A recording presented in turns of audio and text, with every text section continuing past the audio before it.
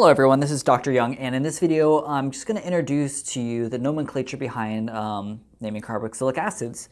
And you want to keep in mind here, right, that carboxylic acids are when you have a carbonyl that specifically has an OH attached to it. That's what you're looking for. So as long as you have that group, that's a carboxylic acid or a carboxyl group, and we're going to learn how to name them appropriately. So, naming carboxylic acids, you just change the E ending to oic, and you add the word acid, right? Carboxylic acids have the name acid in them usually. So again, here we just have something like propane, a 3-carbon piece.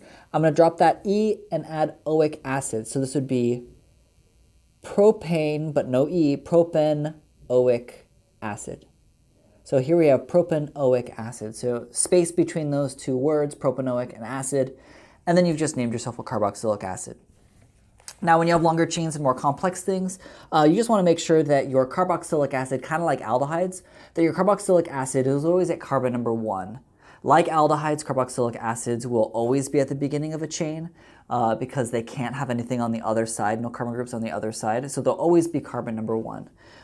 And for us, carboxylic acids are the highest priority group thing that we're going to be naming, so those should just always have number 1.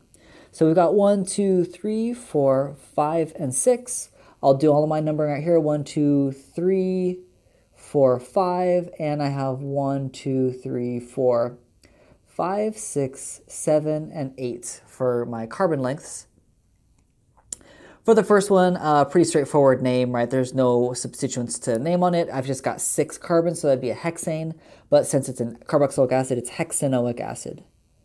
Hexanoic acid, right? Again, I dropped the E from hexane, put oic acid, hexanoic acid. Now, when you have slightly more complicated things, right? So like here we have, I have an ethyl piece on here, and I have a methyl piece. So I just need to name those like you would normally name them, right? E before M, so this is a 3-methyl. Oops. This is a 3-ethyl, 4-methyl. There should be a dash there. And then in this case I have 5, so pentanoic acid. Pentanoic acid. That's what you'd name that second one. So you just name the groups like normal. Same thing for this last one here. It looks like for this last one, I've got a bromine and a bromine, so I've got a dibromo something.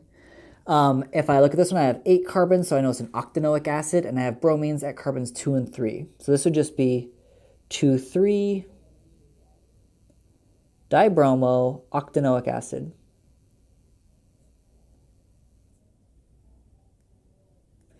So 2,3-dibromo-octanoic acid. It's pretty straightforward. You just got to change the ending to oic acid.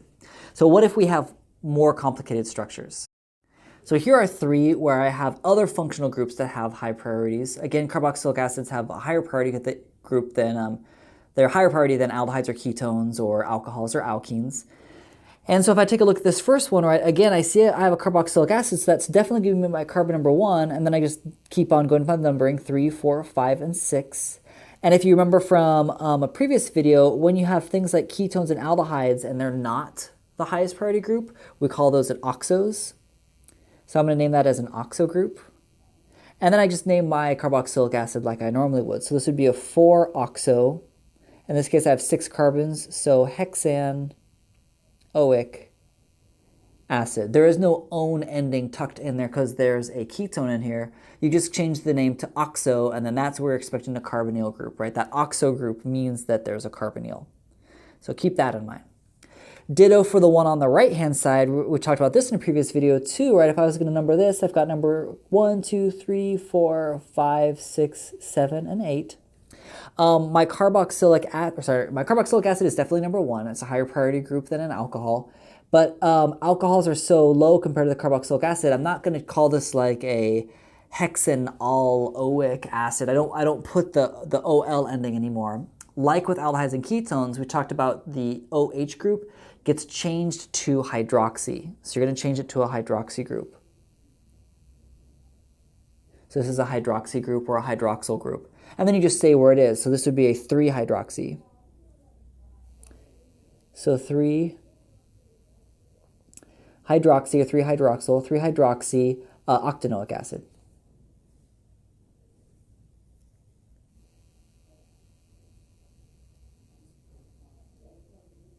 octanoic acid because we have 8. And that's all there really is to that. I don't have any stereochemistry on these stereocenters, so we'll just leave it racemic. Now for the last one here, I have an alkene in here. So, but again, my highest priority group is my carboxylic acid. So number 1 will be over there on the right-hand side. So I have carbons 1, 2, 3, 4, 5, 6, 7, 8, 9, and 10. And you remember with alkenes and alkynes, right, they don't change the very end of the parent name. They change the like ANE to either ENE or YNE, depending on if they're alkenes or alkynes respectively. And we're going to do that same thing here, right? So if you looked at this, initially you might think this is a decanoic acid. So decanoic acid, because it's 10 carbons. But again, because there's this alkene here, right, I have an alkene at carbon number 7, I need to change the ANE ending to an ENE ending. So I need to change this A right here to an E. So this would be a decenoic acid. So decenoic acid, right? Where again, the ene is supposed to mean that there is an alkene in there somewhere. Where does that alkene start? It starts at 7. So you could say 7-decenoic acid or dec7-enoic acid would also be fine. So dec7-enoic acid would also work. So there are 3 examples of how to deal with other functional groups. Aldehydes and ketones get turned into oxos. Alcohols get turned into hydroxys. And then if you have an ene or an ine from an alkene or alkyne, you do still change that ANE ending to an ENE or a YNE ending. And that's how you name carboxylic acids. They can get really crazy really fast, but this is your basic introduction.